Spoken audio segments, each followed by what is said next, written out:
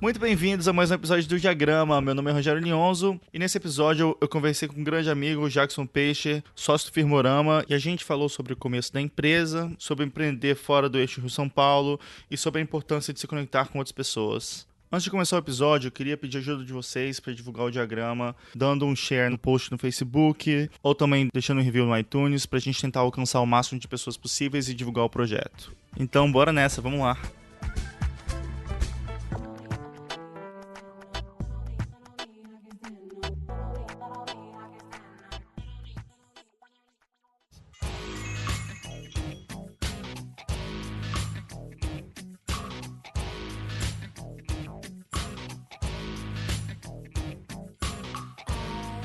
Voltamos com mais um Diagrama e hoje eu tô muito feliz porque eu tô aqui com um amigo, um cara que é fantástico, Jackson Peixe do estúdio Firmorama. Jackson, seja muito bem-vindo ao Diagrama, cara. Cara, muito legal poder participar desse teu projeto aí, sabe o quanto a gente tem apreço aí por tudo que você faz dentro do nosso universo do design, e eu tô muito contente, cara, de participar porque acho uma iniciativa muito legal da tua parte, assim. Que legal, cara, que legal, valeu mesmo.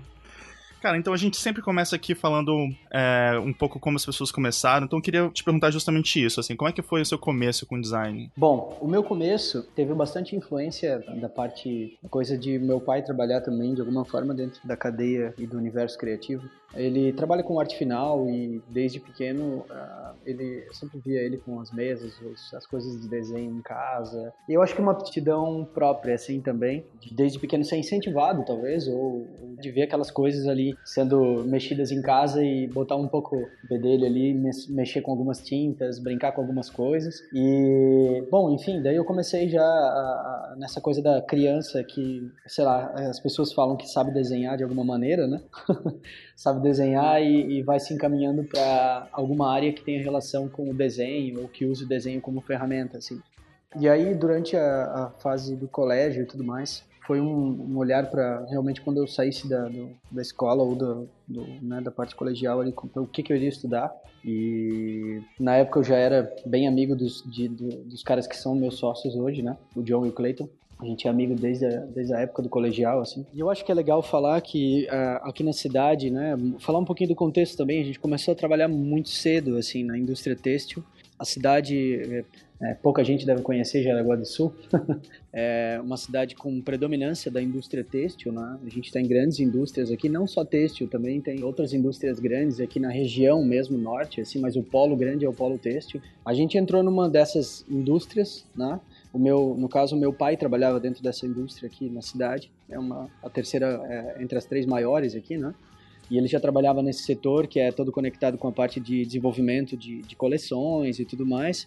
E aí um dia ele falou para mim, ó, é o seguinte, tem uma vaga, né, dentro do setor. Na época, eu não sei como é que tá a lei trabalhista hoje, mas na época podia você começar a trabalhar muito cedo, né? Uhum. Então eu comecei com 14 anos. 14 anos. 14 anos. Bem cedo. E eu entrei junto com o meu sócio hoje, que é o John. Então, assim, a gente começou, digamos, uma proto-carreira juntos nessa indústria. Ao mesmo tempo, o meu outro sócio hoje, que é o Clayton, foi trabalhar dentro de uma gráfica, também com 14 anos aqui na cidade. Então, três amigos que a gente quase que resolveu juntos, assim. Vamos começar a trabalhar, vamos começar a entender como é que é, né, o mercado. 14 anos, a gente é, né, adolescente, na verdade, né? E eu lembro muito bem, assim, o sonho era realmente trabalhar com aquilo que você gostava de fazer, né? Na época, assim. Então, a gente gostava de desenhar, de ilustrar, beleza, vamos entrar lá, a gente vai poder ter uma noção de como é trabalhar na área e tudo mais, né? Faz muito tempo atrás isso.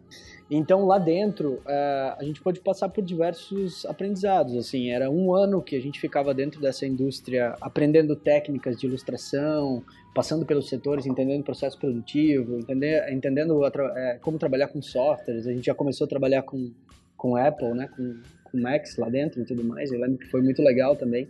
A indústria já tinha vários Macs pra galera trabalhar lá dentro, foi legal. Uhum.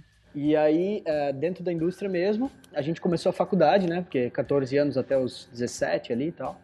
Aí a gente começou a faculdade juntos. Qual faculdade que era? Fica em Joinville, cara. O TESC é o nome. Uhum.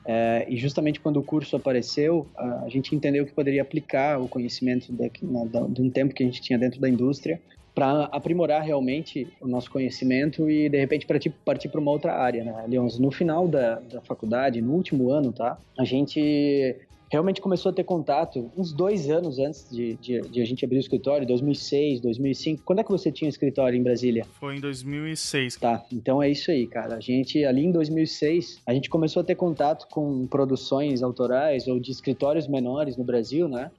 Vocês, o Coletivo, Nitrocorps, toda essa galera dessa época, né?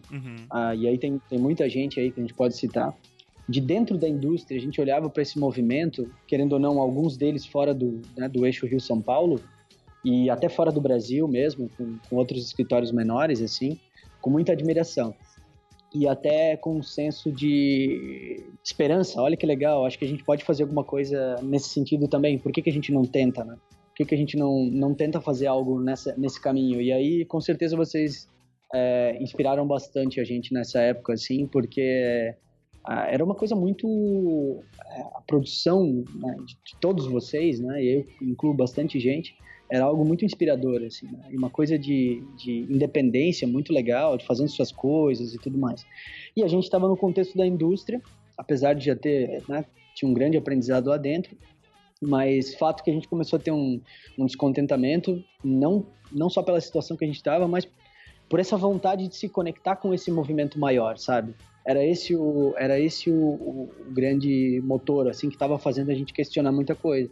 E aí, assim, cara, no último ano, né? No último ano de faculdade, assim, foi ali que a gente começou a realmente prototipar o que seria o Firmorama. Então, tentar imaginar como é que seria trabalhar em conjunto, ter uma empresa, quem poderia participar dessa fase. E tudo isso nessas viagens de ônibus. Joinville fica uns 45 minutos, 1 hora daqui da cidade. Essas viagens de ônibus, né? Eu digo que foi ali que a gente fez o proto-business plan do negócio, assim. Nessas viagens até Joinville, né? Legal. E ali a gente meio que decidiu, final do ano, né? Final de 2007, nós iríamos sair dos nossos empregos, né? O Clayton, na época, trabalhava numa empresa de catálogos que trabalhava bastante com o mercado de moda aqui também. A gente falou, cara, a gente vamos preparar essa saída, né, para o final do ano, né? A gente já tinha saído da faculdade, a gente está bem decidido, e foi ali que a gente decidiu, cara, agora é hora de a gente colocar realmente... vamos ver se funciona esse negócio de empreendedorismo, né?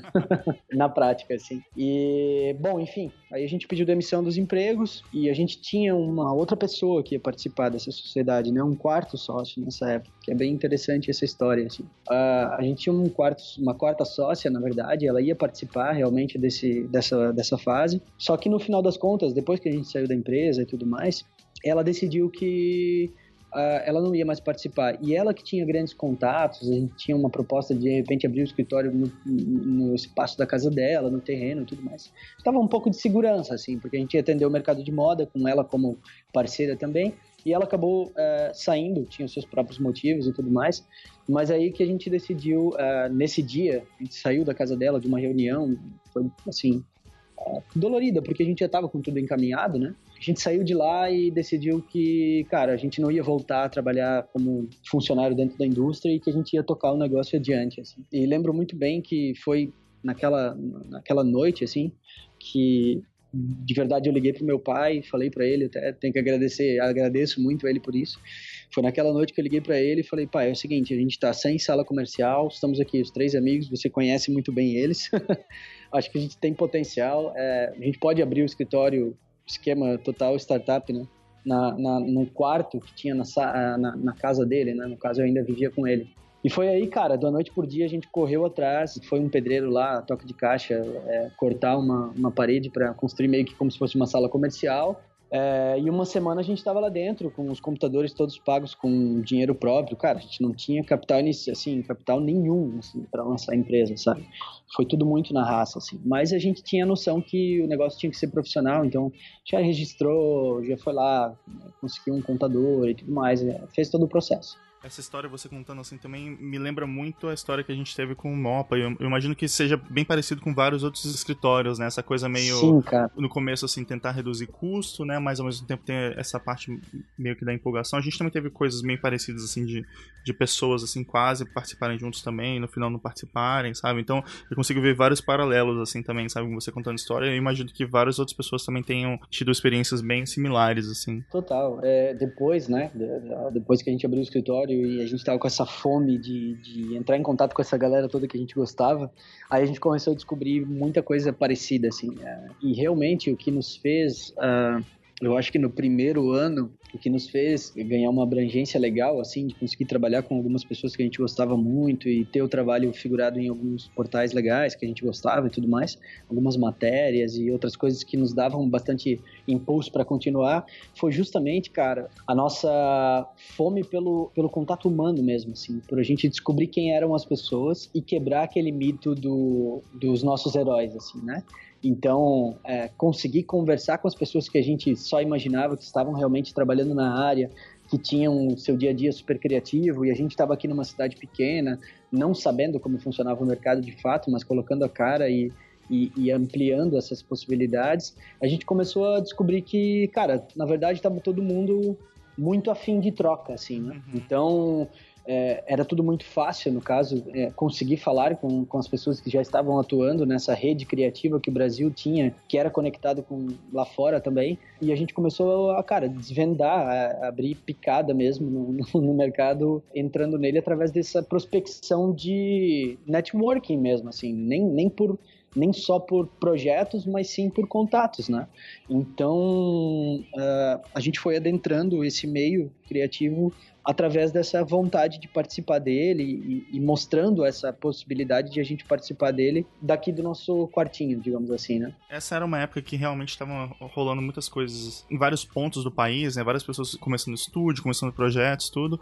Mas eu sinto que essa troca era muito natural, assim, até de informação entre os estúdios, né? Assim, não tinha nenhum clima de concorrência, assim. Era uma coisa de vamos construir esse negócio meio junto, né? E uma coisa que você falou que eu acho que é muito legal, assim, é que a gente tinha os ídolos de design, que eram as pessoas meio que intocáveis, né? As pessoas da gringa e até pessoas do Brasil que já estavam trabalhando mais tempo, mas ao mesmo tempo, meio que no mesmo saco tinha várias outras pessoas que estavam fazendo estúdios, tudo que eram muito novos, assim, né? Pra gente também tinha essa influência do coletivo, do Introcorps, né? Do Ademas, várias pessoas fazendo coisas na época, assim, então eu acho que tinha essa questão de buscar essa referência, você tá vendo as pessoas que estão fazendo essas coisas e trocando informação com você, e ao mesmo tempo essas pessoas também eram suas referências, né? A gente acabava fazendo essa troca, assim, e respeitava muito o trabalho um dos outros, né? Acho que era muito legal isso. Cara, de fato, assim, ainda hoje, na verdade, essa rede ela só foi se ampliando, assim, quanto mais a gente foi entrando nela e quebrando esses paradigmas, a gente foi ampliando essa rede, que hoje eu acho que é o nosso,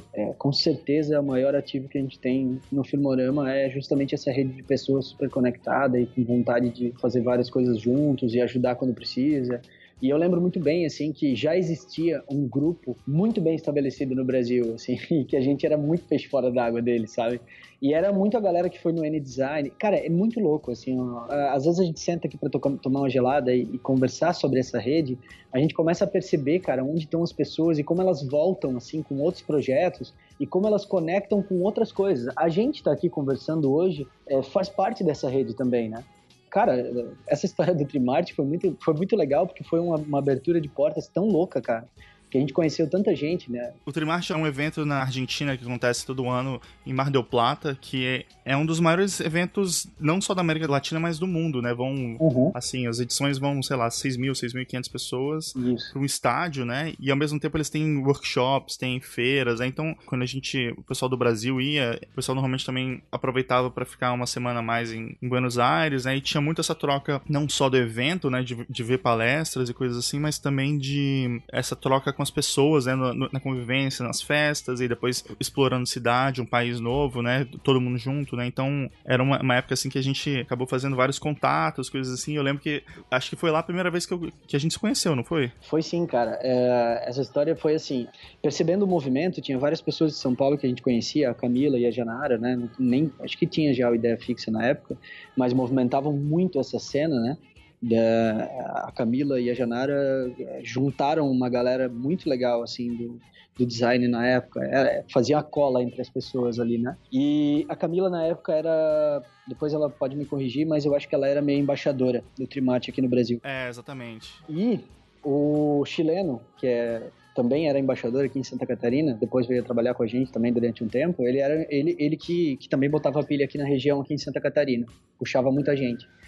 Cara, a gente criou meio que uma estratégiazinha nossa aqui de realmente ir para lá, e eu fui sozinho para lá, com pouca grana que a gente tinha, assim, no começo da empresa, mas com essa fome de conhecer todo mundo, assim. E eu fui bem com o intuito de conhecer as pessoas que estariam lá do Brasil, que estavam produzindo coisas legais, para construir uma relação e aí depois continuar com esse contato.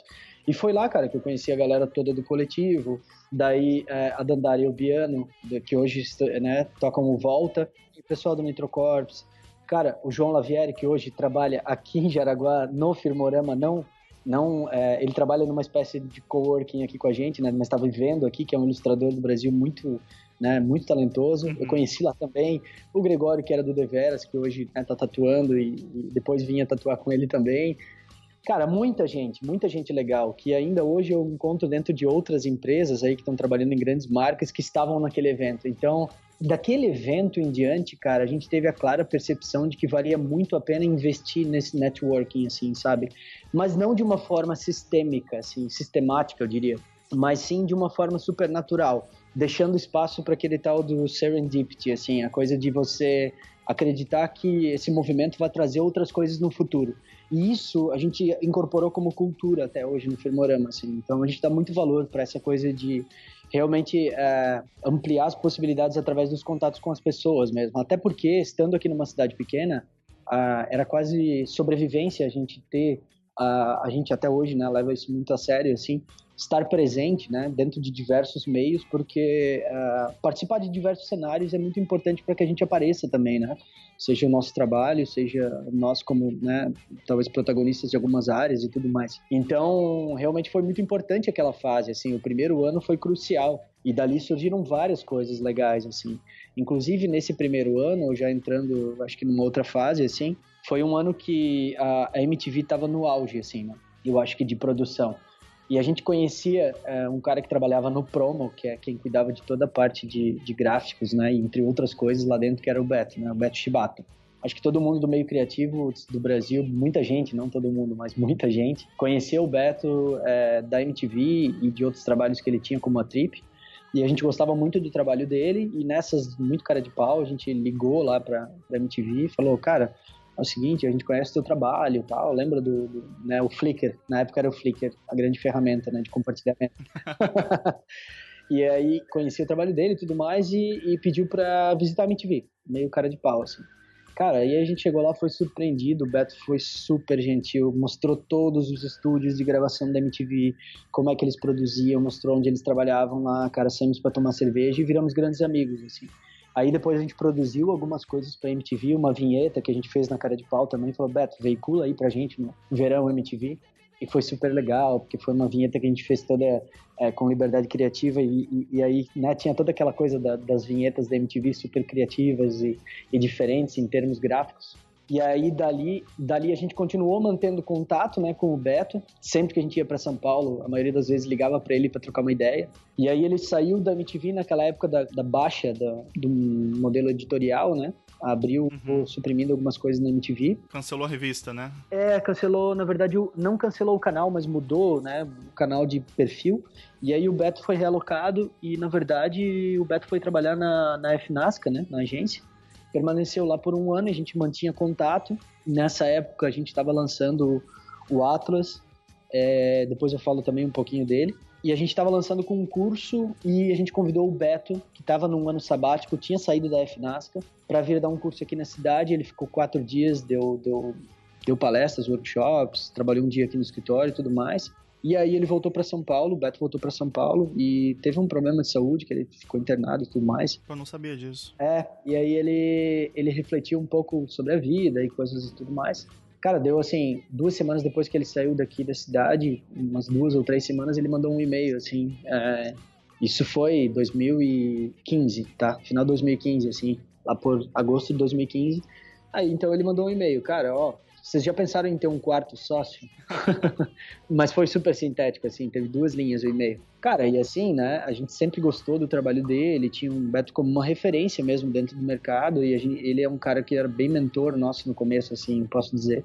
tinha bastante coisa que ele né, nos trazia informação importante, e aí o cara tava pedindo para ser sócio do escritório, e, cara, foi muito legal, assim, pra gente.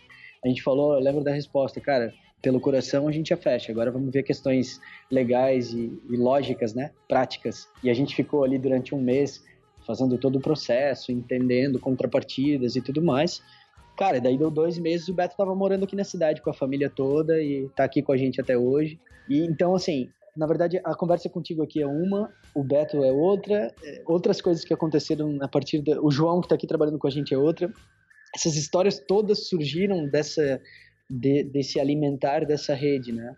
De dar valor para relações pessoais, assim. Eu consigo olhar pra trás e ver muito essas coisas de, como você tava falando assim, momentos assim que a gente plantou uma semente que depois, anos mais tarde, a gente acabou colhendo. Não é nem uma questão de trabalho, de business, não. Eu digo assim, coisas da vida mesmo, né? A gente vai fazendo uma coisa aqui e de repente lá na frente a gente fala, caramba, olha só, se eu nunca tivesse feito aquilo, isso que eu tô fazendo agora não seria possível, sabe? E eu acho isso demais, assim. Eu acho que tem uma coisa que une, assim, várias das pessoas que eu tô conversando aqui no diagrama, que é essa coisa de fazer, sabe? Chegar e dar a cara a tapa e procurar, e tem essa coisa meio proativa de chegar e conectar com outras pessoas, sabe? E eu consigo ver muito essa linha que une todo mundo, assim, em relação a isso, sabe? Por mais que as pessoas tenham um background completamente diferente, eu consigo ver muito essa coisa que une realmente essa vontade de fazer alguma coisa e de incluir outras pessoas, né? Não ser também, né? Se você ficar trabalhando sozinho e querer proteger muito as ideias e ficar ali, eu acho que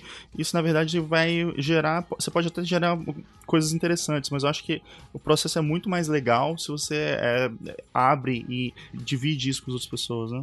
Concordo, cara. Eu acho que eu não tinha pensado por esse ponto de vista, mas, de fato, esse fazer, assim, é o que... Talvez é o que realmente una todas essas pessoas, e eu acho que eu e você também temos várias outras pessoas que a gente tem de amigos em comum.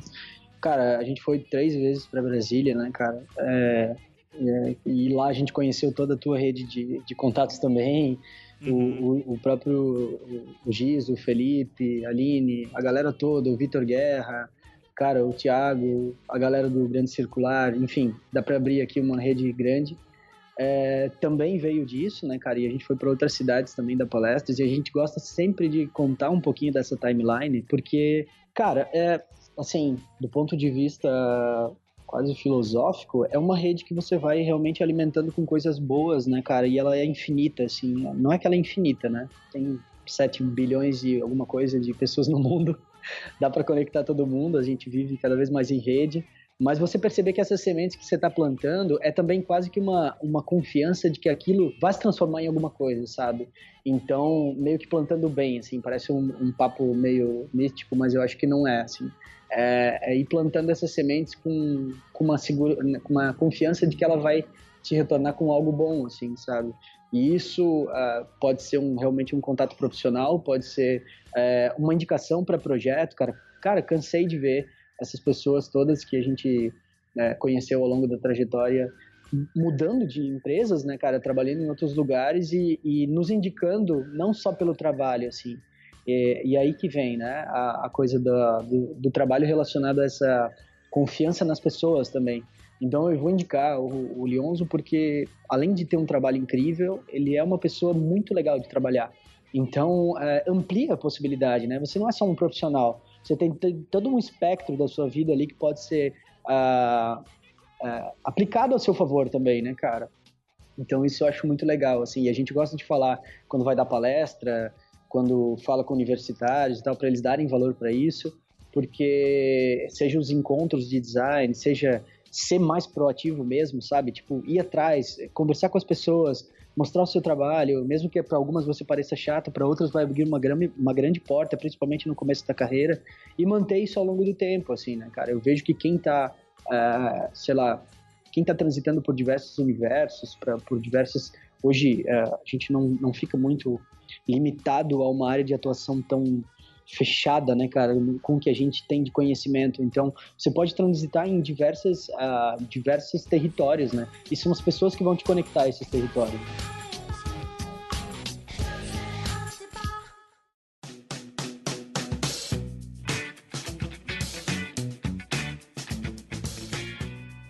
Eu queria voltar um pouco pro início do Firmorama, eu queria saber um pouco como é que vocês faziam para conseguir clientes e como é que era essa questão do business mesmo, assim, sabe? De chegar e como é que vocês conseguiam trabalho e se vocês já tiveram, assim, por exemplo, que prospectar, como é que funciona essa parte de captação de cliente? Tá, bom, vamos então falando da fase inicial, né? Eu acho que é que tem várias fases, assim. A fase atual tem uma mecânica diferente. A fase inicial, acho que foi a mais difícil e dura nesse sentido, porque a gente praticamente não tinha portfólio, né, cara? Assim, a gente saiu da indústria, portanto, o que a gente tinha eram coisas pessoais nossas. Então, ficava bem difícil conseguir cliente com esse histórico, digamos, da indústria, porque, assim, a gente não tinha um trabalho efetivo, né, cara? A gente tinha acabado de sair da faculdade, 23 anos. Quando a gente abriu o escritório, a gente tinha 23 anos, né? Então, ano que vem a gente faz 10, e eu tô com 33 anos. Então, assim, naquela época, cara, falta de experiência, né? Pouco portfólio também. Experiência, eu digo, no mercado de fato. Pouco portfólio também. E não tinha estrutura física de verdade, né, cara? Então, a gente criou algumas pequenas estratégias, assim. A gente, com agências de publicidade, não era o nosso interesse grande trabalhar com as agências daqui na época, assim. Então, a gente... Como o DNA, falando também cronologicamente, o DNA do estúdio naquela época era extremamente visual, assim, muito mais visual mesmo, sabe? Tipo, o ponto forte era esse, né? Então, a gente começou a atender agências de São Paulo, né? Realmente prospectando as agências e indo atrás e fazendo o trabalho chegar até elas de alguma maneira, através dos meios de comunicação ou outras coisas assim que a gente fazia, e também atendendo clientes diretos, justamente tentando chegar até eles com conteúdo que era disseminado através das próprias redes, né? Então, isso era 2008, cara, tinha o Flickr era um grande meio de comunicação, e a gente começou a criar uns pequenos hubs, assim, em alguns lugares, por exemplo, em São Paulo, né? Então, a gente começou a atender o mercado editorial e pequenos clientes locais aqui também. Então, era meio que uma ponte, assim. E engraçado, porque no primeiro ano a gente atendeu 3 clientes de fora, né? De fora do Brasil, assim. Um deles era uma capa para um disco para uma banda de Las Vegas, uma gravadora da Califórnia. O outro eram ilustrações que estavam dentro de um hot site de um restaurante que abriu em Dubai. O outro também foi um trabalho de ilustração para a Holanda. E aí esses trabalhos, e o trabalho da Havaianas também, que foi um desenho de produto junto com ilustração e tal, esses projetos, eles começaram a trazer resultado, né, para dentro do mercado, assim. Uma certa surpresa até. O escritório esse que surgiu do nada, né, então, de uma cidade pequena, que não tinha expoência, digamos, no mercado, né, então gerava até uma curiosidade, assim, caras novos estão produzindo suas coisas, e a gente começou a produzir muito trabalho autoral, já no começo, assim, então, nos primeiros meses a gente produziu muita coisa e participou de muito projeto não comercial, né, e isso começou a trazer um retorno bem legal do mercado, né, então as pessoas começaram a procurar porque começaram a ver o nome aparecer fora daquela coisa prospecção comercial mesmo, na verdade a gente não tinha muito esse tino comercial, assim, a gente teve que criar ele ao longo do tempo, assim, nos primeiros 2 anos foi muito orgânico, sabe, e aí a gente foi estudando isso ao longo do tempo e aprendendo, assim, mas no começo era isso, então a gente tem, não sei se isso é Brasil ou um pouco eu acho que pode ser talvez, mas aqui na região a gente enxerga muito que o que vem de fora é melhor, assim, é o senso comum, né, muitas vezes a gente percebe isso. Então, a gente já tinha esse feeling, e tanto que há uns 4 anos a gente atendeu bastante gente de fora daqui, seja da cidade ou do estado, e aí depois a gente começou a ter um olhar aqui para dentro, e agora o mercado está bem mais consolidado aqui para nossa região, eu digo a região sul, e a gente continua atendendo mercados variados fora daqui, né? Então, a gente foi criando esses círculos de atuação também, que são bem variados, né, cara? A gente pode atender um cliente de fora do país, uma indústria local bem grande aqui, com projetos bem variados, até um cliente pequeno como uma cervejaria artesanal também daqui da região. Então, isso que é legal, assim, os mercados, eles são múltiplos, né, pra gente, assim, a gente tem múltiplas oportunidades de negócio em diversos mercados, né. E você vê muita diferença de trabalho, assim, com as coisas que você faz para fora e para essa parte local, assim, por exemplo, em relação a tipos de projeto, prazos? É mais comum fazer, por exemplo, ilustração para fora e trabalho de branding para o mercado local? Ou você consegue enxergar que, como o Firmorama se posiciona, vocês acabam pegando os mesmos tipos de trabalho para local e para fora? Na verdade, vamos falar agora do contexto contemporâneo, assim, né? Hoje, a gente pode entregar realmente a solução completa, né? Da estratégia até a materialização e a expressão do projeto todo, assim. Acabamos de entregar um planejamento para uma grande marca de cerveja, por exemplo, ou um projeto onde a gente desenha todo o posicionamento da marca, desde né, as fases de descoberta até a expressão dela na arquitetura, assim. E isso foi uma mudança também, né? Porque vocês começaram mais com ilustração, essa parte que você estava falando mais gráfica, visual, né? E com o passar do tempo vocês foram pegando essa parte mais de estratégia e dessa entrega mais completa, né? De marca e também outros aspectos, né? Sim, cara. A gente já vinha primeiro tentando entender o mercado, né, cara, na época, quando a gente abriu o escritório, assim, como se posicionar em meio a ele, já que o nosso ramo de atuação ele pode ser tão múltiplo, né? E ele foi multiplicando cada vez mais ao longo desses anos todos, né? E continua a se expandir. Então, como a gente se posicionaria no meio dele, assim, tendo as expertises que a gente tinha lá no começo e prototipando alguns projetos que poderiam ser, assim, como clientes que a gente pôde aprender durante o processo, entender o que funcionou, o que não funcionou e replicando isso como aprendizado ao longo do tempo. E, claro, buscando informação e conhecimento para ampliar as possibilidades de serviço, né?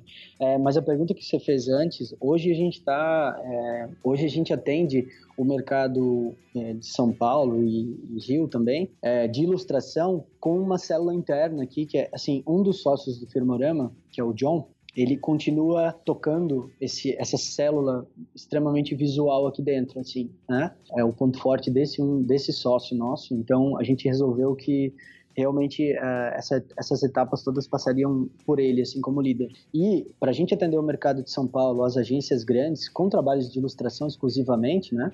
A gente tem uma assessoria de um escritório chamado Norte. A Norte agencia artistas, ilustradores e designers justamente nessa venda dos projetos dentro das agências, né? Então, aí a gente atende grandes marcas, assim, junto com as agências de publicidade, em parceria mesmo. Isso tem sido bem legal porque a gente cria uma independência, é uma célula nossa lá em São Paulo de venda, né? Então, fica exclusivamente com a Norte, inclusive contratualmente, assim. E aí, isso acabou delimitando não delimitando, assim, mas a gente acabou naturalmente, a gente foi escolhendo esses caminhos e hoje, né, aqui no mercado local, aí eu acho que eu posso englobar o Sul, mas a gente atende São Paulo também com projetos grandes como esse, mas acabou que os olhares começaram a voltar para cá. Então, como aqui tem um cenário econômico bem aquecido aqui no Sul, né, a gente começou a trabalhar bastante com as empresas daqui. E às vezes, por exemplo, uma holding de marcas tem 5 marcas de moda grandes do país inteiro que trabalham aqui dentro. Então, tem possibilidades grandes, às vezes, dentro de uma indústria, assim. E a nossa cidade mesmo aqui, que é Jaraguá do Sul, e aí pega um triângulo aqui, Jaraguá do Sul, Joinville, que é a maior cidade do estado, né? E Blumenau também, que é uma cidade aí já é uma cidade mais conhecida, tem um polo industrial muito grande, com marcas grandes, e a gente pode atender e ajudar essas marcas em diversos pontos, né? Então, essas possibilidades foram se ampliando ao longo do tempo com o posicionamento que a gente foi tomando no mercado, a gente foi aprendendo a se posicionar melhor e entendendo que mensagem comunicava melhor aquilo que a gente se propunha a trabalhar. Isso foi trazendo resultado cada vez mais, assim, né? E daí você então comentou que o John tá tocando mais essa parte mais visual, de ilustração no estúdio. Vocês acabaram separando, assim, os sócios, cada um tomando uma área do escritório, ou vocês acabam todos fazendo um pouquinho de tudo? Bom, tendo esse DNA do fazer, que você comentou ali atrás, né, Leons, a gente acabou passando por diversas áreas, assim, fazendo um pouquinho de tudo desde o começo, né, cara? Então, todo mundo tem um pouquinho da gestão geral do escritório, mas ao longo do tempo a gente foi dividindo um pouco mais a função de cada um aqui dentro, sim, né? Então, isso sempre muda, assim, cada 2 anos acho que cada ano mesmo, a gente já tem um ciclo anual, assim, de interpretar como é que está a função de cada sócio dentro desse sistema que é o Firmorama e agora o Atlas e tudo mais. E como é que a gente... o que essa pessoa também está buscando como conhecimento e como ela quer participar mais, né, do negócio, assim. e a gente vai direcionando essa função para essa pessoa. Então hoje o John tá não só, né, cara, fazendo isso assim, mas eu digo que ele cuida bastante dessa célula que tem esse DNA bem visual aqui, então direção criativa de diversos projetos também. Eu e o Beto, a gente tá bem numa parte comercial, assim, né, de prospecção, de novos negócios também, mas a gente gerencia os projetos aqui dentro também, tá? Porque a gente tem uma estrutura enxuta, né? Então, hoje a gente está com 8 pessoas aqui, é uma estrutura pequena, então a gente consegue gerenciar bastante de forma coletiva, né? O escritório, assim. E o Clayton também tem uma parte nesse atendimento comercial, mas ele está bem no mão na massa também aqui com a turma interna. Então, a gente vai se dividindo, assim, tá? Tem projetos que eu atuo mais na fase estratégica e entrego dali para diante quando vai materializar também para outro sócio liderar esse projeto. A gente tem um gerenciamento bem orgânico e nada hierárquico aqui dentro, assim. A troca flui de forma bem natural dentro do escritório e com equipes que a gente trabalha de forma remota, que é bem comum aqui também, gerenciar equipes externas para projetos maiores, né? Então, a gente está bem adaptado a isso, assim. Cara, eu queria também falar, eu sei que você tem uma filha de 2 anos, né? Então eu queria falar em relação a essa questão da vida pessoal e ter uma empresa. Como é que você vê esse balanço entre essas duas partes, assim, da vida, né? A parte profissional e a parte pessoal? Cara, é interessante perguntar sobre isso. Eu acho que, claro, é um impacto bem grande, né? A gente ter um filho, assim, até é um bom subsídio para a gente buscar um equilíbrio. Esse equilíbrio, ele acaba vindo como um choque de consciência, assim, meio que para você participar mais dessa vida como pai, dar valor para as pequenas coisas no cotidiano, né? E no meu caso, cara, acho que a gente viver numa cidade menor já te propicia diversas questões que são muito benéficas, assim, principalmente nessa fase inicial da criação do seu filho, assim, né? Então, sei lá, na parte da manhã eu tenho um bom tempo com ela, consigo levar ela para escola, meio-dia eu consigo almoçar todo dia quase com ela. O trânsito até em casa é pequeno, então eu consigo estar em casa um tempo relativamente bom, assim, para aproveitar ainda a parte da noite com ela. Então, tempo de qualidade eu tenho certeza que eu tenho. Além disso, no entorno aqui a gente tem bastante verde, então eu tenho contato com a natureza, coisa que particularmente eu valorizo bastante também para a qualidade de vida, assim. E no dia a dia, assim, ser pai me fez questionar várias questões com relação à gerência do tempo mesmo, sabe? Foi na mesma época até que eu busquei até uma pesquisa pessoal no campo da neurociência, assim, para entender mais até os meus processos pessoais, assim, o jeito que a gente roda as coisas no cotidiano e ser muito mais produtivo. Então eu virei meio que um leitor assíduo dessa coisa de como melhorar o seu cotidiano para ele ser mais produtivo e efetivo, para você produzir mais, né? Não deixar de produzir as coisas, de estar focado no tempo, produzir mais no tempo que você dedica dentro do trabalho. Assim, no tempo que você está no trabalho, você está realmente focado em ter um tempo bem aproveitado, assim, porque aí você consegue chegar em casa um pouco mais cedo, você consegue chegar bem também, né? Não estressado, porque você conseguiu resolver mais coisas naquele dia. Então, fui pesquisar em outros campos também, seja na neurociência, mas principalmente nessa busca pelo equilíbrio em vários sentidos, assim, para também equilibrar minha vida pessoal, para eu estar bem aqui no trabalho, estar bem em casa também. Isso é uma busca, eu acho que faz parte também da cultura de todos os sócios aqui no Firmorama, sabe? Porque justamente a gente escolher, foi uma escolha mesmo, a gente estar aqui nessa cidade e permanecer aqui, mas sempre, cara, sem barreira nenhuma geográfica, assim, sempre olhando muito para fora daqui e tratando as possibilidades múltiplas que a gente tem no Brasil e no mundo como possibilidade de projetos e conexão com pessoas, assim. Mas estar aqui na cidade também é uma escolha pela qualidade de vida, sabe? Nossa, assim. E isso, querendo ou não, molda um pouco daquilo que a gente produz como projetos e o jeito que a gente encara a vida, o jeito que a gente toca o escritório, tem a ver com isso também, sabe? E você tinha comentado já do Atlas, eu queria entender um pouco como é que aconteceu isso, né? Eu sei que é uma junção de vocês com um escritório também de arquitetura, né? Para aumentar até a gama de serviços que vocês prestam, mas como é que isso aconteceu e o que é o Atlas exatamente? Cara, o Atlas, originalmente, ele surgiu da união de duas empresas, né? A Metro Quadrado, que trabalha com arquitetura e outros projetos, que é de Joinville, da cidade aqui do lado, e o Firmorama. Então, contando cronologicamente, a gente começou a trabalhar em projetos em conjunto, né? Unindo realmente as nossas expertises com o deles. A gente percebeu uma sintonia muito grande e também percebeu que a gente ganha um potencial muito grande quando a gente vai para a parte física e de expressão da marca ou da estratégia na arquitetura. Não só na arquitetura, mas na experiência como um todo, assim. Por isso que o trabalho se amplia bastante. E o que uniu, o que colou os dois escritórios, assim, foi justamente essa vontade por fazer coisas diferentes, sabe? Eles têm um DNA muito parecido com o nosso, assim. Então, eles não estão só fazendo arquitetura, ou interiores, ou edifícios e tudo mais. Eles estão transitando por diversas áreas, inclusive um dos sócios é mestre em design. Então, assim, eles estão transitando por diversas outras áreas que não são balizadas pela denominação ali, né? Metro quadrado, arquitetura. Né? Amplia-se muito o espectro a partir disso. A gente também sempre teve essa vocação, e aí quando a gente encontrou com eles, a interface foi muito natural, assim, né? Trabalhando junto em alguns projetos, mas a gente sentiu a necessidade de criar uma coisa nova, porque para ter uma certa independência também, e para virar meio que um laboratório também das duas empresas, assim, para a gente ter uma denominação própria para essa organização. Então, o Atlas hoje, a gente chama ele de uma organização de pessoas mesmo, né? A gente atua com desenho de experiências, consultoria criativa também, e ele é um laboratório também voltado para experimentação de projetos que a gente chama de projetos especiais, né? Para empresas e pessoas. Principalmente aqueles que utilizam alguma ferramenta de imersão para os processos de descoberta, como consultoria, desenhos de novos produtos, projetos, experiências e por aí vai.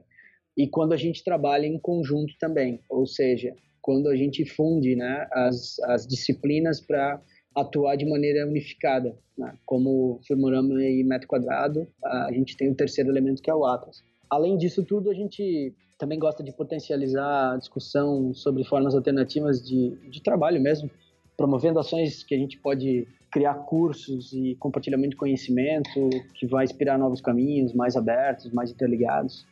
Então, a gente tem cursos, a gente tem projetos especiais lá dentro que não cabem na Metro Quadrado do Firmorama, a gente tem clientes que a gente atende diretamente com o Atlas também, então é uma gama de possibilidades maiores, assim. É mais aberto ainda do que a gente já tinha com o Metro Quadrado do Firmorama. Então, a gente deixa ali uma página realmente em branco para que a gente possa construir isso ao longo do tempo. É um laboratório, então é quase é uma startup própria nossa, assim, mas que está já em plena aceleração.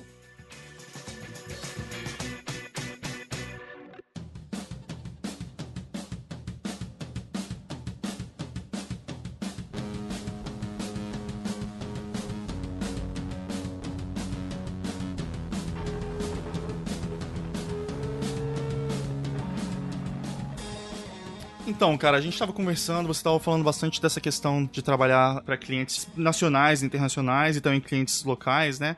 Então, eu queria começar falando sobre um trabalho que vocês fizeram que teve uma repercussão bem grande, que foi a tipografia da Brahma, mas depois eu também queria falar de umas coisas locais que vocês fizeram. Mas nesse trabalho da tipografia da Brahma, como é que funcionou isso, né? Eu sei que foi através de uma agência de publicidade, não foi isso? Cara, esse projeto foi bem legal porque pelo menos aqui no Brasil, assim, eu não enxergo muitas campanhas com tipografias exclusivas, né? E esse projeto ele foi junto com a agência África, que cuida da conta da Brahma, né? E aí, na Copa, durante a Copa, eles criaram uma cerveja com uma campanha, era uma cerveja exclusiva, com uma campanha específica para ela, e essa cerveja, ela tinha sido criada com o ingrediente plantado na Granja Comari, que é o centro de treinamento da seleção brasileira e tudo mais. Então, o projeto em si, ele teve um olhar para desenho de produto bem legal, tem uma garrafinha, tô olhando ela daqui, inclusive a gente tem no escritório ela aqui, uma garrafinha diferente e tal, e teve toda uma campanha em cima dessa produção, dessa cerveja especial para a Copa e tudo mais, e eu acho que a agência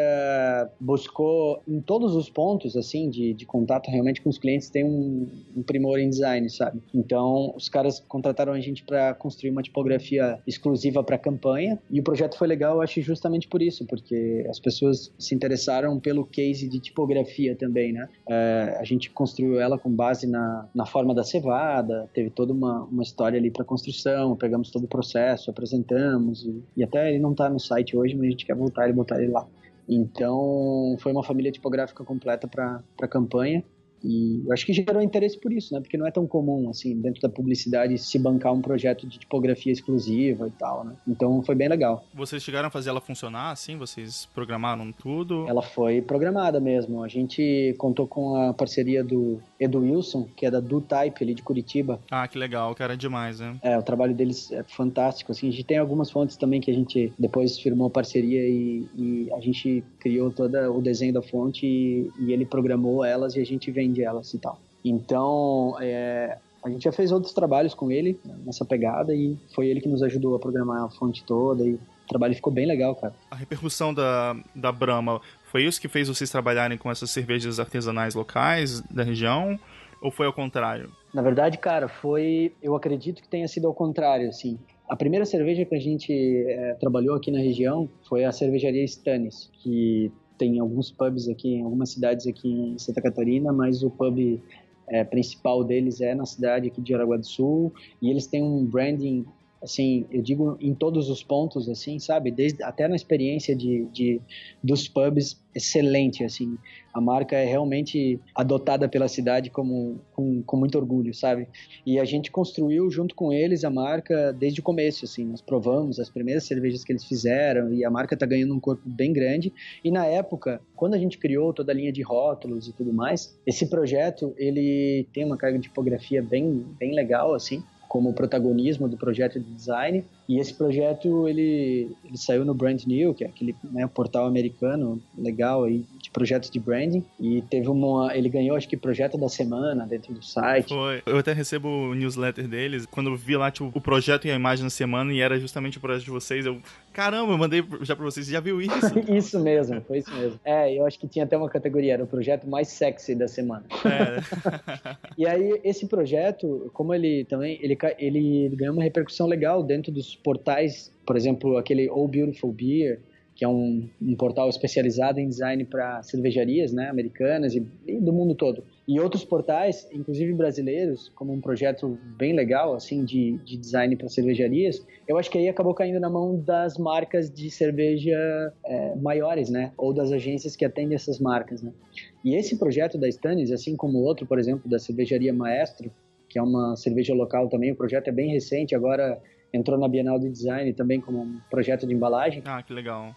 Esses projetos, isso que é legal, assim, os projetos locais que têm uma energia tão grande quanto um projeto por uma marca grande, também chamam a atenção, né, dessas marcas, assim. Então, a gente foi procurado já por diversas empresas que são holding de grandes marcas de cerveja para projetos maiores ou para cervejas que estão dentro do grupo de craft, né, deles, justamente pelos projetos para cervejarias locais. Esses caras estão de olho também aqui, por quê? Porque a gente tem um cenário, né? Blumenau é considerada a capital da cerveja artesanal do Brasil, então o cenário cervejeiro está tudo aqui nesse triângulo, a gente tem muita cervejaria por metro quadrado aqui, né? Então, assim, é legal que projetos locais têm todo esse investimento de energia e de vontade de fazer um negócio muito legal e acabam repercutindo para marcas grandes também, né? Isso é meio que uma inversão, digamos assim, né? Você não olha para a marca grande para tirar só referência para projetos pequenos, mas um projeto para uma marca, de repente, pequena, que pode ter um potencial grande, pode chegar até as marcas grandes e vir a referência também, né? Então vamos falar mais também desse trabalho da Maestro, né? Como é que foi isso? Foi uma coisa parecida? Sim, o projeto para Maestro, ele é também bem recente, assim. É uma cervejaria relativamente pequena também aqui na cidade. Ele veio depois do projeto da Stannis ainda. E ele foi um projeto também de redesign completo, embalagem. Eu acho que o resultado também, a gente gosta bastante do resultado que ele tem bastante ilustração, e a gente estudou bastante o mercado para criar um rótulo que fosse diferencial. E a gente está muito agora acompanhando o resultado desses projetos também, né? O que isso influencia no negócio do cliente, assim, fazendo esse acompanhamento do projeto, né? Para que ele não seja um projeto só com uma essência visual, mas muito estratégica, assim. E no caso da Maestro, o resultado é perceptível em vendas, assim, né? O pessoal nos dá muito esse feedback também de que depois desse redesenho de branding mesmo, de marca e de embalagens completo, a marca ganhou uma abrangência de vendas bem legal. Eles abriram uma distribuidora, né, grande aqui na região também para distribuir a cerveja deles para gôndola de diversas lojas especializadas em mercados, e realmente posicionou eles dentro do mercado de cervejas artesanais muito bem, assim, seja aumento de vendas na gôndola de mercado até essa percepção de marca mesmo, de que a marca tem solidez e investe em design e tudo mais. Isso é muito legal, assim, né? A gente conseguir mostrar para o cliente mesmo que o investimento num projeto, estratégia, design, branding completo, ele precisa ter esse resultado, né? E a gente tem todo o interesse que o projeto ele realmente traga resultados práticos, né, para o cliente de negócios, assim. A gente está muito de olho nisso e mostrar para os clientes que esse investimento traz resultado na prática, que ele pode metrificar isso em vendas, é um ganho muito interessante para a gente, assim. E é muito interessante também porque é tão difícil medir, né, o resultado de um trabalho, né, principalmente quando você está trabalhando para uma empresa maior, é muito raro eles abrirem isso para o escritório de design, né, então é legal vocês terem esse tipo de parceria que eles podem, né, informar assim para vocês e dar esse feedback do resultado, porque eu acho que são coisas que vocês, né, vão podendo assimilar e usar isso tanto para futuros trabalhos com eles, quanto para outras empresas também, né? Com certeza. Nos últimos anos, a gente tem cada vez mais adentrado as estratégias macro, assim, das empresas, quando a gente vai trabalhar com elas. E o mercado, na verdade, ele está...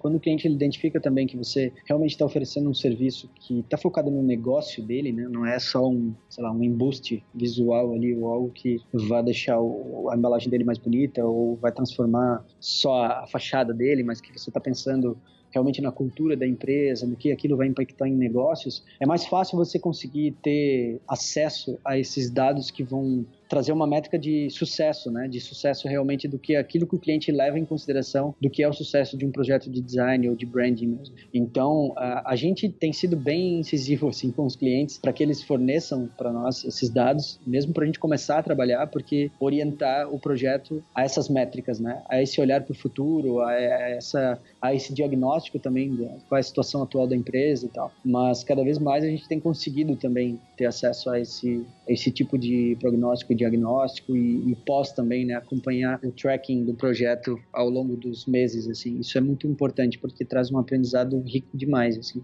Eu sei que vocês têm algumas parcerias que são bem duradouras com algumas empresas, né? Uma empresa que eu consigo pensar é a Vacelai, né, que trabalha nesse ramo de imobiliária, né? E eu queria até ver, então, isso tudo que você está falando em relação a esse tempo extenso, né? Quanto tempo que vocês trabalham com eles? Cara, a gente trabalha com a Vacelai por, acho que tá fazendo 7 anos, assim. 7 anos, né? Então, ao longo desse tempo, assim, vocês conseguindo trabalhar de perto, junto de uma empresa, assim, como é que cria essa parceria? Como é que foi esse trabalho específico com eles, assim, esses trabalhos, né? A gente tem agora diversos clientes que já estão há mais tempo aqui na casa e ou eles são clientes fixos nossos, né? Isso é bem legal. Ou eles são clientes que não trabalham com FII mensal, mas eles são clientes que estão trazendo projetos ao longo do tempo, assim, pela parceria funcionar muito bem, né? Então, a Vacelai é esse caso, assim. Contando um pouquinho do case, para falar de contexto para quem está ouvindo também, a Vacelai ela é uma construtora, tá, de empreendimentos imobiliários, são edifícios, né, na cidade de Blumenau.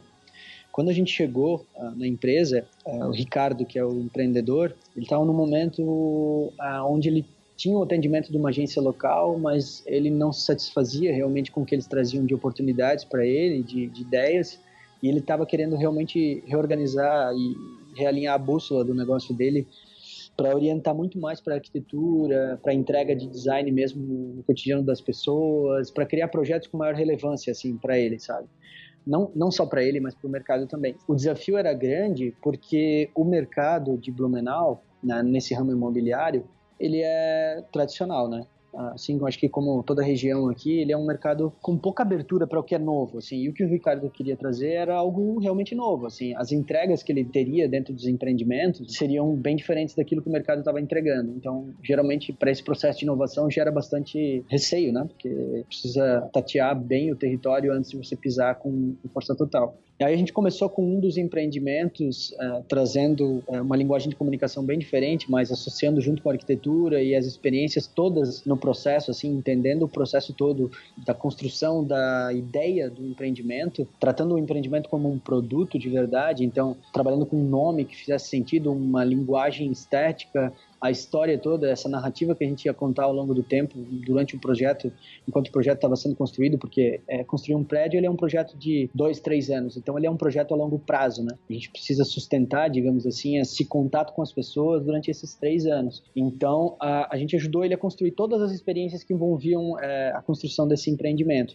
deu muito resultado, foi um protótipo que deu muito certo, assim, a receptividade foi muito grande, e aí ele partiu por segundo com muito mais força, e a gente começou a ampliar a abrangência de atuação junto com ele, assim. Então foi todo o empreendimento, a gente está começando um agora, por exemplo, todo o empreendimento a gente trabalha junto com o arquiteto para pensar em possibilidades, né, da própria arquitetura do empreendimento.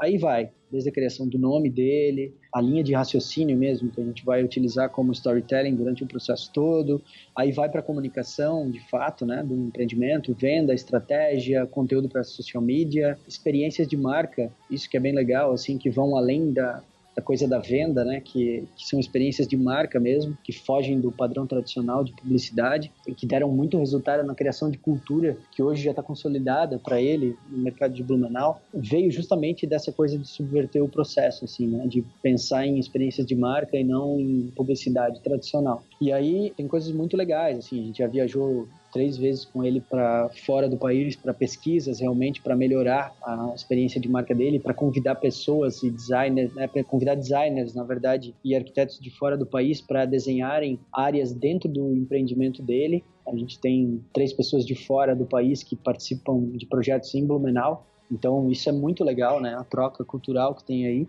Além de outros projetos como Intervenção, que é um projeto que traz arte, cultura e outras questões para a obra do empreendimento. Então, para dar um contexto mais prático, assim, um dos empreendimentos dele, por exemplo, estava bem localizado bem perto do centro da cidade. Tinha uma galeria de arte na parte de baixo dele, onde aconteciam encontros para falar de arquitetura, de urbanismo, para falar de outras questões. Nossa, muito legal. É, bem legal. E aí no último andar do prédio tinha uma exposição fotográfica que trazia um olhar sensível para a construção do prédio. Então o fotógrafo pegou toda a parte da obra, né? Pedreiros trabalhando e a obra funcionando e tudo mais, mas com um olhar artístico. Então, ao invés de fazer um apartamento decorado, como todo mundo, né, costuma fazer nesse meio imobiliário, a experiência foi bem diferente. As pessoas visitavam o empreendimento para ter uma experiência de arte mesmo. Elas visitavam o apartamento, mas para ver uma exposição de fotografias, né? E esse tipo de ação a gente fez diversas junto com ele, e o Ricardo é um cara que traz muita coisa legal também para o projeto, e a gente vai trabalhando muito em conjunto, assim. É o que a gente fala para os clientes, que a gente atua a longo prazo e médio prazo também. Esse relacionamento vai trazendo uma fluidez de possibilidades que é muito legal, né? Então, a gente vai criando um relacionamento, vai entendendo muito da marca e ajudando a construir ela, e o cliente também tem uma formação nesse processo. E isso gera resultados, assim. Eu conheci o Ricardo e acho que, assim, eu posso falar que é muito legal quando clientes têm essa visão, né, maior, e acho que tem muita essa ideia, às vezes, no design da gente falar assim, não, o cliente deixou eu fazer uma coisa legal, assim, mas é muito mais legal quando o cliente tá envolvido também, e ele também tá criando junto com você pra fazer uma coisa interessante, né? Eu sinto muito que eles são um caso disso, né? Total. Eu não lembrava desse caso, agora que você me lembrou. É verdade, né, cara? Você encontrou ele em Nova York.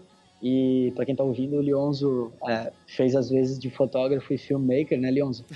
Num empreendimento que se chama Brooklyn, e o Lionzo captou o cotidiano do Brooklyn pelos olhares dele, e foi muito legal, porque a gente queria esse olhar de uma pessoa que vive lá, um designer, e o Lionzo foi nosso parceiro para ajudar a construir esse projeto. E, cara, o projeto foi um sucesso, tá? Ele foi entregue há pouco tempo e ainda nesse mesmo projeto que você trabalhou, um estúdio do Chile desenhou o rooftop do prédio, assim, o ambiente todo. E, cara, foi muito legal, assim. Todo mundo adorou. Isso que eu acho muito legal, cara, desses projetos, porque nem aqui em Nova York eu vi coisas desse tipo, né? Esse cuidado, assim, de envolver as pessoas mesmo numa ideia, né, do prédio. Então tem entrevista com pessoas, tem um pôster que você recebe junto com o material, sabe, várias coisas que te inspiram, na verdade, porque, querendo ou não, é isso, né? As pessoas estão querendo comprar uma casa, elas depois vão pensar na arquitetura, vão pensar no estilo de vida delas, vão pensar em tudo, e tudo isso que vocês estão criando junto com a Vacilar é justamente isso, né? Tentar, assim, ajudar as pessoas a imaginarem isso e buscarem um lugar que elas querem morar, né, que faça sentido para elas, né? Então acho que é muito legal essa ideia de posicionar, assim, os prédios. O que a gente mais vê são as pessoas fazendo esse tipo de empreendimento imobiliário sem essa preocupação. Sim, cara. Só tem uma preocupação quase que financeira, né? Mas eu acho muito legal quando tem essa questão a mais, assim, né? De pensar realmente nas pessoas ali, como é que elas vão usar o prédio e que tipo de perfil é interessante para aquilo, sabe? Que tipo de história e que pessoas podem se identificar com aquilo, sabe? E é legal, cara. Dá muito resultado, assim. Muito, muito resultado mesmo, sabe? A gente tem um acompanhamento muito grande com quem vive também nos prédios e perceber a felicidade dessas pessoas de viver ali, usufruir daqueles ambientes todos e essa história ela se expande, né, com o lançamento, digamos, com as pessoas vivendo nesse empreendimento, assim. Eu também queria conversar com vocês. Vocês têm um projeto que é o Refúgio Criativo, que sempre me chamou muita atenção, não só pelas parcerias e pessoas assim que vocês conseguem juntar e fazer coisas muito interessantes, mas também essa ideia também de se desligar do resto e para discutir algumas questões, né? Você podia falar como é que funciona isso e também qual que é o objetivo, né, desse refúgio, como é que funciona isso? Cara, a ideia dos refúgios criativos, ela nasceu durante o processo de construção do próprio Atlas, que eu falei ali atrás, né? A gente sempre foi muito curioso com relação às questões mais subjetivas ligadas ao processo criativo e esses assuntos, eles estavam presentes mesmo nas nossas conversas, mesmo fora do trabalho. Eu digo nós com o pessoal da Metro Quadrado e outros parceiros nossos também, né? Então é aquele papo fora de trabalho que em algum momento você quer colocar ele em prática, assim, né? Pode ser um projeto pessoal e no caso o Refúgio, ele nasceu desse jeito mesmo. Então, os assuntos eles eram muito ligados a etapas materiais ou talvez o que a gente chama de preparação de cada processo criativo, né? Seja na arquitetura, design ou outros campos e territórios. Daí, cara, assim, nesse diálogo ele cabia psicologia, autoconhecimento, sociologia, neurociência, como eu falei ali atrás, espiritualidade, cabe tudo, né? Em certo momento, a gente sentiu que tinha uma necessidade de transformar essas anotações dos cadernos e outras coisas que a gente discutia num experimento de vivência mesmo, uma coisa real, né? Que a gente pudesse experimentar aquilo que era só teoria antes. E aí, para tirar do papel a proposta do Refúgio Criativo, a gente prototipou uma experiência prática aqui em Santa Catarina, tendo a natureza como cenário, digamos assim, com um grupo de amigos e que trabalham de alguma forma relacionados ao universo criativo. E a gente foi para um fim de semana de quase um retiro, né? Uma imersão para falar de todas essas questões que a gente falava, né? Para discutir, para colocar em prática, para ver como é que funcionava a gente trabalhar fora do contexto do cotidiano e principalmente discutindo essa questão do foco mesmo, de você se desligar do seu cotidiano e se colocar em desafio mesmo, né? Em um cenário totalmente diferente e se realmente trazia benefícios mesmo, essa coisa do foco total, da imersão e tudo mais. Então, esse protótipo, ele aconteceu em Blumenau, a gente ficou um fim de semana lá, acampou numa fazenda e nós desenhamos 2 pessoas, né? Inclusive foi eu e Miguel, que é arquiteto da Metro Quadrado, nós ficamos incumbidos de desenhar a experiência, então pensando em diversas ferramentas de design thinking e experiência mesmo, para que o fim de semana fosse muito simbólico também e ele tivesse um viés prático, né? E a gente foi para lá com um objetivo e até foi engraçado porque a ideia era construir uma cabana nesse lugar, tipo, em vários encontros, assim, para que tivesse um viés prático também para botar a mão na massa, sabe? Sair do computador, sair da coisa, né, do escritório. E no fim das contas, ele virou algo maior, assim, a gente voltou desse refúgio bem impactado, assim, o impacto percebido de cada participante foi muito grande e intenso, e aí que o refúgio tornou-se um organismo vivo depois disso. Depois dessa primeira edição, a gente percebeu, e a gente gerou um conteúdo que foi gerado a partir... foi uma reflexão do que essa atividade prático-criativa trouxe para cada um dos participantes e das empresas, né? A gente expandiu isso num post no Medium e com fotos e vídeos também dessa experiência. Cara, e a gente teve um resultado totalmente inesperado. As pessoas vieram realmente atrás para entender do que a gente estava falando, né, nesses encontros e quando é que a gente teria uma próxima edição. E a partir disso a gente falou, cara, é natural que isso se torne uma coisa aberta, assim. E a segunda edição foi bem maior, daí foi tipo em abrangência, assim. Entrou como parceiro o estilista Ronaldo Fraga, de Minas Gerais, e uma grande parceira de trabalho dele, que é a Mônica Godoy, uma psicanalista. E com eles a gente criou uma experiência de 4 dias em Minas Gerais, que era dentro do ateliê de criação do Ronaldo Fraga, assim, nas entranhas do processo criativo dele, e também nessa fazenda, né, esse retiro da Mônica Godoy e do parceiro dela, que é o Daniel, que é um educador ambiental, num lugar bem afastado não, 40 minutos de Belo Horizonte, mas que fica na Serra da Moeda, um lugar de uma natureza exuberante, de novo, com esse mesmo DNA, né, do primeiro encontro, né, que a gente descobriu naquele primeiro encontro, mas aí a gente adicionou outros ingredientes, e aí surgiu a segunda edição, já foi para a terceira, e agora a gente está desenhando quarta e quinta, e o negócio tem ganhado uma expressão bem interessante. De novo, é aquele mesmo formato que a gente estava falando do Atlas, assim. Esse projeto, ele entrou nesse guarda-chuva de projetos do Atlas, mas ele está ganhando um corpo muito maior, e as pessoas têm se identificado com esse projeto de workshops que tem essas ferramentas de imersão e de autoconhecimento, né, e ferramentas práticas, com esse campo da natureza também expresso ali. E a gente tem deixado o rio fluir, tem se transformado em algo maior, e isso tem sido bem legal, assim, porque tem nos feito questionar diversas coisas, e o que a gente aprende nos refúgios também, a gente consegue aplicar, seja na vida ou aqui profissionalmente dentro dos escritórios. Isso gera cultura e vai gerando um ecossistema todo novo. Isso tem sido muito legal. E também a gente tem gerado conteúdo dessas reflexões e discussões, e esses conteúdos têm chegado a mais pessoas, e a gente está deixando a coisa fluir, e essa demanda tem nos motivado a criar coisas novas dentro desse campo, né? O que você sente que é o maior resultado, assim, do refúgio, assim? Dá uma certa reinvigorada, assim, para vocês voltarem a trabalhar? É uma coisa de descobrir coisas novas? O que é exatamente o objetivo principal para vocês? Bom, essa é uma pergunta que a gente ouve bastante, assim, né? Porque o resultado, ele acaba sendo diferente para cada pessoa. Alguns saem com mais perguntas, outros encontram mais respostas, né?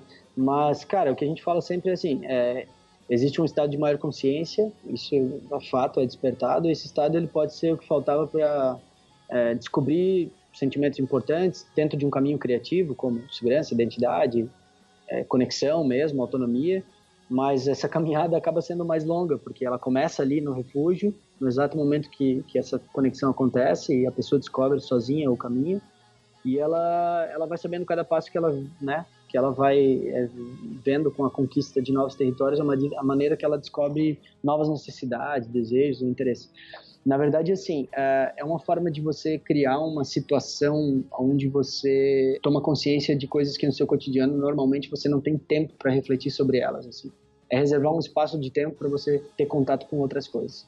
Como a gente trabalha com ferramentas de autoconhecimento, por exemplo, e daí vamos falar de criatividade, é natural que no cotidiano a gente esqueça algumas questões que são importantes para a gente dentro do processo criativo, e aí eu olho falando do viés pessoal, e quando a gente vai para um retiro, um encontro, uma imersão como essa, reservar esse tempo que no cotidiano você não tem, naturalmente vai despertar uma série de coisas que vai levar um tempo para você digerir ao longo do tempo.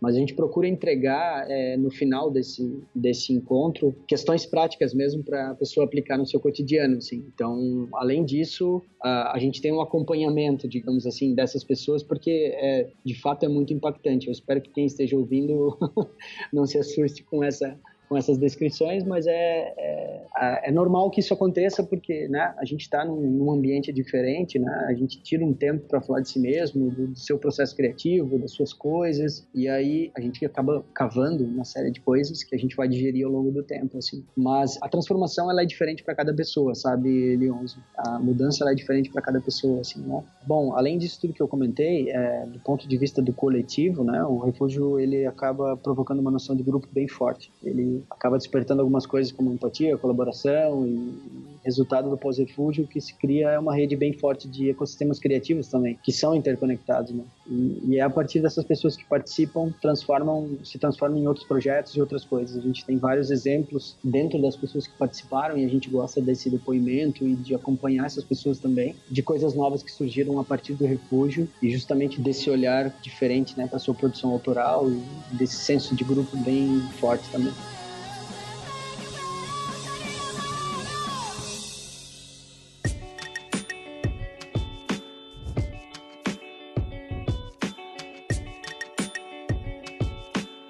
Jackson, demais a conversa aqui, cara. Eu adorei conversar com você e eu queria te agradecer muito por participar aqui do Diagrama. Cara, que oportunidade boa, assim, de poder falar dessas coisas e de participar mesmo desse teu projeto, que desde o começo sabe que a gente estava de olho aqui e podendo incentivar, né, para que ele ganhasse mais força.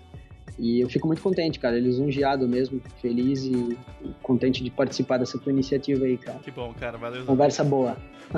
Valeu.